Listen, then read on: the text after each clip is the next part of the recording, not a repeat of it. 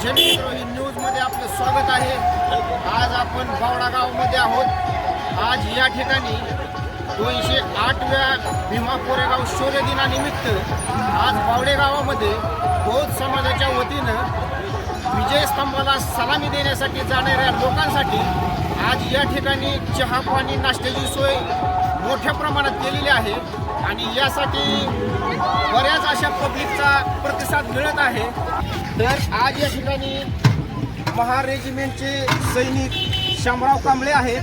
चला आपण यांना विचारू, आज या ठिकाणी आपण कशासाठी जमलेला आहात?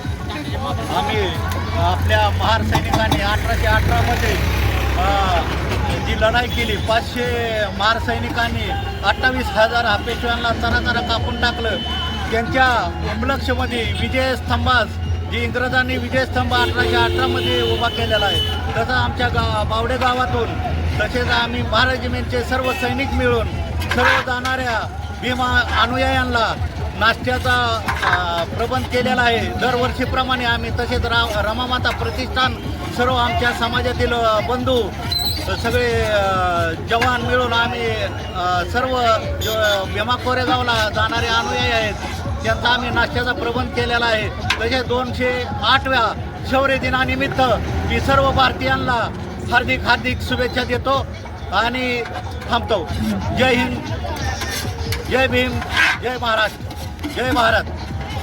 तर आज या ठिकाणी आज वीर साहेब या ठिकाणी उपस्थित आहेत। आपण प्रथमतः त्यांचं स्वागत करू आणि आपण या कार्यक्रमाबद्दल काय सांगू शकाल? पहिले तर तुमचं धन्यवाद।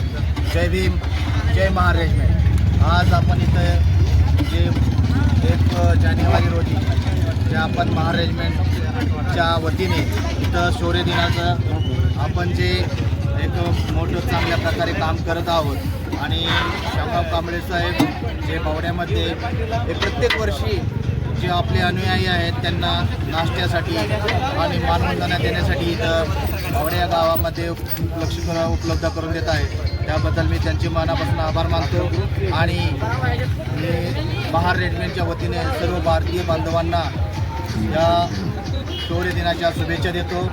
जय भीम, जय महार रेजिमेंट। आज या ठिकाणी सतीश कांबळे उपस्थित आहेत। आपण घेऊया त्यांचं मत।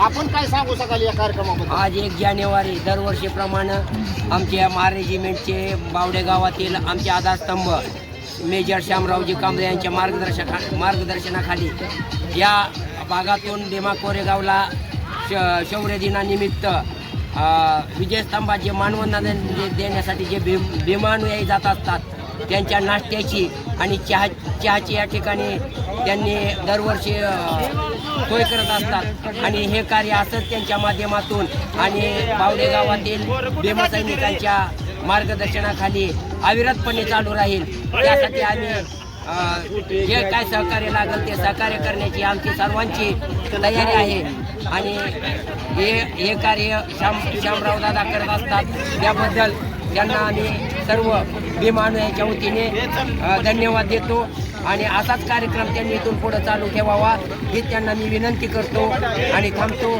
जय भीम, जय महाराष्ट्र, जय जय भारत। चला आज आपण या ठिकाणी नाश्त्यासाठी भरपूर असे भीमानुयायी जमलेले आहेत। तर त्यांना विचारू की आपल्याला याबद्दल काय वाटतंय? आपण सांगू शकाल याबद्दल? नाश्ता एकदम सुंदर, दरवर्षी काही कार्यक्रम राबवते त्याबद्दल सगळ्याचा आभार मानून कुठल्या कार्यक्रमाला शुभेच्छा।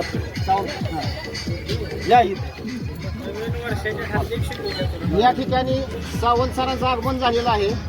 आपण त्यांना विचारू, आपण हा कार्यक्रम किती वर्षापासून घेत आहात आणि यासाठी आपल्याला कसा प्रतिसाद मिळत आहे? कार्यक्रम प्रत्येक वर्षी राबवत असतो। त्या ठिकाणी जे बावडे गावातील भीमानुयायी आहे हे भीमानुयायी जे भीमा कोरेगावला जातात भीमानुयायी यांच्या या ठिकाणी सैनिक स्वागत करत असतात आणि प्रत्येक वर्षी त्यांना त्या ठिकाणी नाश्ता चहा यांचं या ठिकाणी प्रबंध करत असतात।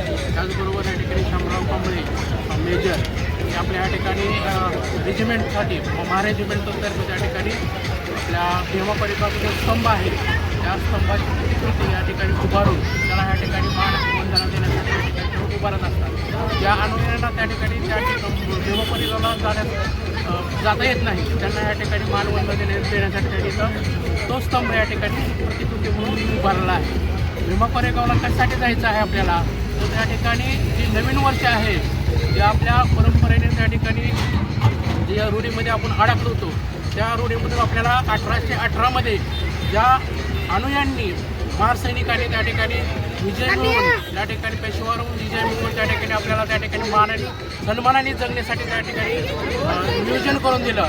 त्याचबरोबर बाबासाहेब त्या ठिकाणी प्रत्येक वर्षी भीमा कोरेगावला त्या ठिकाणी मानवंदना देण्यासाठी येत होते.